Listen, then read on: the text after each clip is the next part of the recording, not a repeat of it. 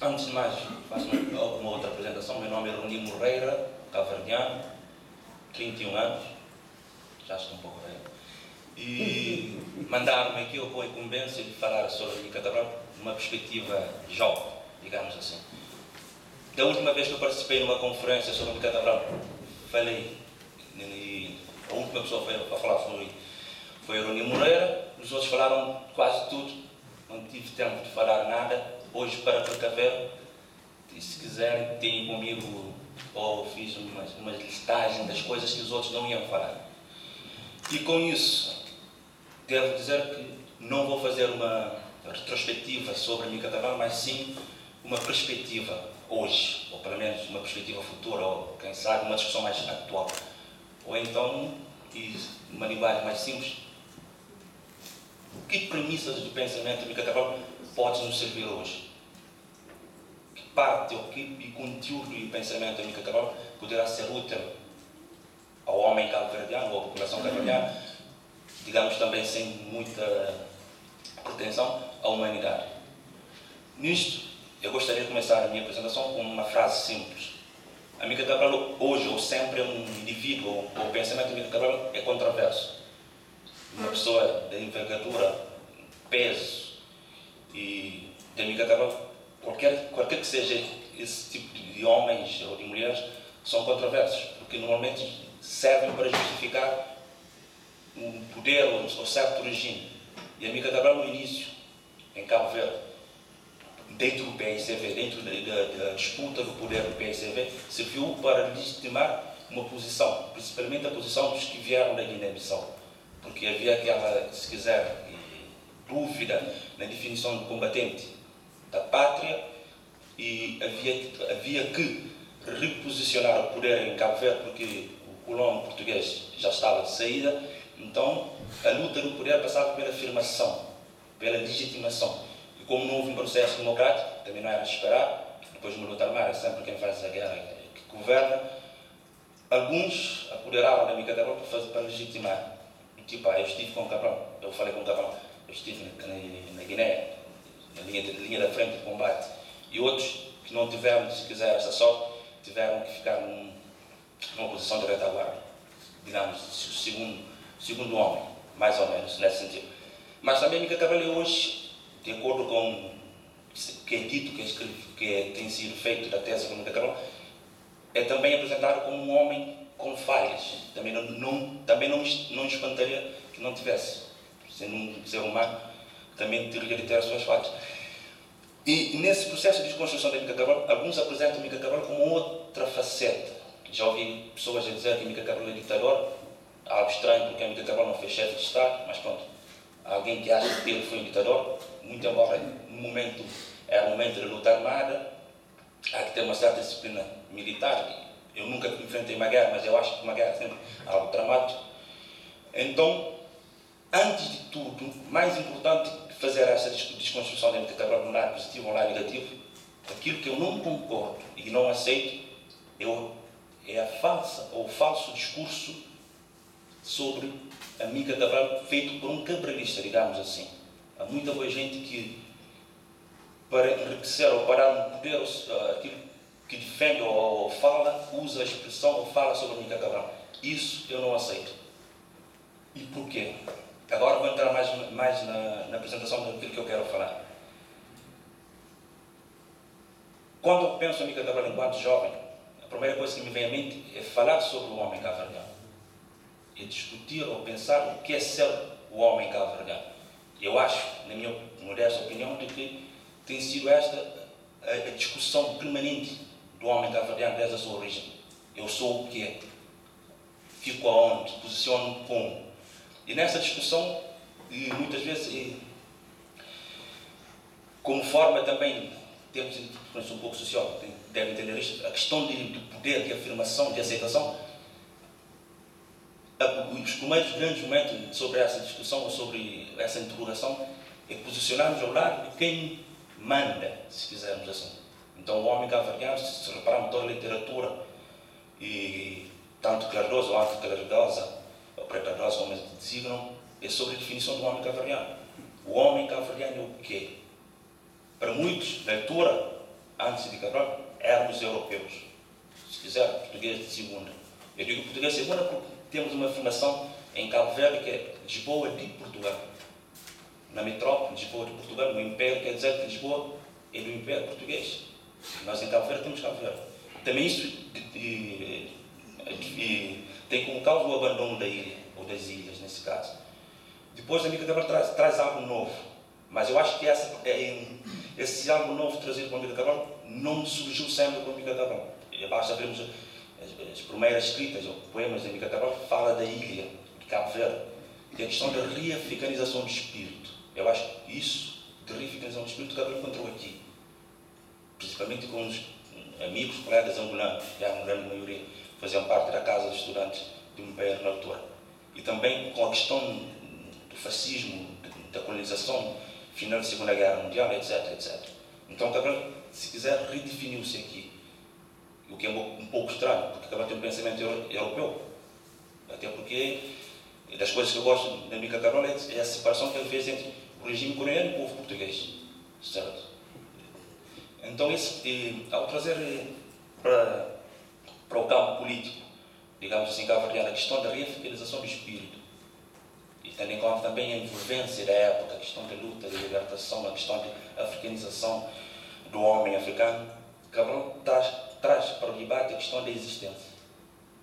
A existência aqui, pronto, eu não acho que Cabral também tinha essa pretensão, não foi um filósofo, e nem queria tal, que o seu pensamento, a sua escrita fosse assim retratados.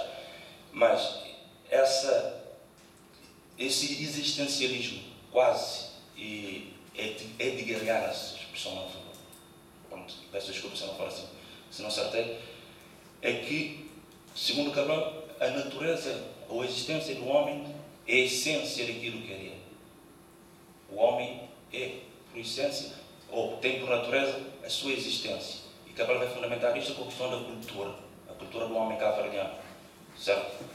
Peço desculpa aqui aos conterrâneos, digamos assim, da emissão por falar mais do homem cabo-verdiano, mas não é questão de discriminação ou de separação das áreas, mas só, ponto, é algo que eu compreendo melhor. Podemos entender, certo? Então a questão aqui do existencialismo que Cabral traz para o homem cabo-verdiano tem algum suporte, ou teve algum suporte na altura. É que durante 60 e tal anos nós vivemos daquilo que nós tínhamos em Cabo Verde, digamos entre aspas, com a privatização das ilhas de Cabo Verde, feito por Marquês de Pombal, em que dava o controle do tráfico na altura. A Companhia Grão Pará de Maranhão, se a memória não me falha, deixou praticamente as ilhas ao governo dos homens de Cabo Verde. Então a questão do existencialismo redefine o homem cabo-verdiano. Vai trazer outros questionamentos sobre o homem cabo-verdiano. E nisto a questão da dignidade. A dignidade e também a questão, se quiser, da condução do destino do país. É nesse sentido que a luta é definida, ou é, se quiser, teorizada de uma forma mais simples. Dentro desse assunto, ou dessa temática, a questão do existencialismo, Cabral acrescenta mais 2 pontos que eu acho essencial aqui para esta discussão. A questão de pensarmos por nós próprios. Muita boa gente diz que Cabral é comunista. Eu não vou entrar nessa discussão aqui. Mas eu acho que um homem que fala, tu deves pensar por si, é um liberal. Acho eu. Também não vou defender aqui nenhuma tese, são opiniões. Certo? Então, como há aqui, se quiser, uma discrepância ou alguma dúvida sobre como definir Cabral, eu acho que o homem era pragmático. Certo? Via as coisas e trabalhava as coisas. E nesse sentido que ele fala das realidades concretas. É preciso conhecer a realidade onde nós estamos. E é nesse ponto, se estamos agora aqui a falar de Mica Cabral, ou se vamos falar de Mica Cabral no futuro, e se tiver que dizer alguma coisa, vou agora fazer política para o meu povo, eu acho que é a altura de nós começarmos a pensar, ou a repensar, o novo homem cabo-verdiano. 30 e tal anos de independência e 20 e poucos anos de democracia, ainda por amadurecer, temos as nossas dificuldades crónicas, que são conhecidos, mas eu acho que o povo cabo-verdiano, o homem cabo-verdiano hoje depara com outros problemas, que tem muito a ver com a questão do compromisso. Aqui estou a entrar um pouco na questão de SAT, o engajamento, o compromisso, o envolvimento nas coisas e principalmente um envolvimento com responsabilidade. Eu falo isso enquanto jovem, aqui sentado, também era essa incumbência que eu tive para estar aqui. Se repararem, nesses últimos 2 anos em Cabo Verde, os escândalos políticos, pelo menos, têm sido perpetuados por jovens, para quem está mais atento na vida social cabo-verdiana. A dúvida que nós temos sobre o país, eu, enquanto cidadão cabo-verdiano, digamos qualificado, digamos assim, a dúvida que eu tenho é que pessoas, ou que homens teremos amanhã para levar o país mais adiante. Esse compromisso. Porque o compromisso é essencial. A questão aqui do compromisso é que uma pessoa pode ter um compromisso e eu não concordar. Pode achar que a sociedade, o país deve ser governado ou seguir ou funcionar de uma forma e não concordar. Mas pelo menos assume esse compromisso. Tem mais coisas a dizer, mas acho que tem que ser mais sucinto. Nesse sentido, o que eu queria dizer era que a Mica Cabral só é válido. Discutir a Mica Cabral, ou falar ou pensar sobre a Mica Cabral só é válido se conseguirmos ao longo do tempo reformular aquilo que Cabral disse. Hoje não estamos num processo de lutar armado. Até pela nossa sorte também não tivemos lutar armado em Cabo Verde. Não temos a experiência da guerra, ainda bem. Pelo menos a guerra recente. E, como estava a dizer, a utilidade do pensamento da Mica Cabral só é em conseguirmos refazer, trazer algo atrelar o pensamento da Mica Cabral, algo sempre novo, algo que nos ajude a pensar, que nos ajude a questionar. Antes de terminar aqui, uma parte, porque estive a falar com um amigo sobre isso e gostaria de compartilhar-vos aqui, como a partilha maioritariamente cabo-verdiana. A questão do ser, pensar o homem cabo-verdiano é essencial. Se repararmos bem, em Cabo Verde não há uma política de esquerda nem de direita. Se repararmos bem, tanto o PCV como o MPD tem uma agenda também muito, eu não vou dizer modesta porque não há recurso, mas a agenda é para o pobre, certo? Não há muito o que fazer. A grande divergência em Cabo Verde, pelo menos na minha ótica de ver as coisas, tem a ver com essa definição do homem cabo-verdiano. Em 1975 a 91, toda a organização do Estado, os símbolos, as pessoas que estavam em volta, trouxeram a questão da africanidade para o centro, para o átomo da sociedade cabo-verdiana. Depois, com a democracia, houve uma ruptura, para além da ruptura política. Também centrar na questão do homem. Se quiser, voltamos a ser, pelo menos a nível da configuração política, mais europeus.